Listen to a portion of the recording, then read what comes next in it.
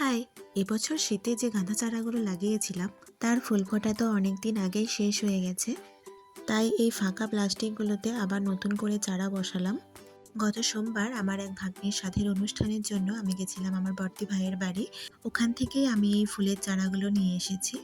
তো এই প্লাস্টিকগুলো থেকে মাটি বের করে নিয়ে মাটির মধ্যে শুকনো গোবর সার মিশিয়ে পুনরায় প্লাস্টিকের মধ্যে ভরে সুন্দর করে চারা গাছগুলো বসিয়ে দিলাম। দুটি চারার তো অলরেডি কুড়ি চলেই এসেছে। আমি এই কুঁড়ি দেখেই চারা গাছগুলো নিয়েছি, যাতে লাগানোর কয়েকদিন পরেই ফুল ফুটে যায়। এগুলি এক ধরনের গাঁদা ফুলেরই চারা, তবে এর অ্যাকচুয়ালি নাম কি আমি জানি না। আমগাঁদা, পাহাড়ি গাঁদা এই নামেই আমি চিনি, তবে এর অন্য কোনো নাম থাকলে তোমরা আমাকে অবশ্যই কমেন্টে জানিও। এরপর গাছগুলোতে একটু করে জল দিয়ে ছায়াতে রেখে দিলাম। এখন যা রোদের জোর, তাতে করে রোদের মধ্যে রাখলে গাছগুলো মরে যেতে পারে। ভিডিওটি দেখার পর এত কিছু না ভেবে তাড়াতাড়ি একটা লাইক করে চ্যানেলটি সাবস্ক্রাইব করে দাও। Thanks for watching, by.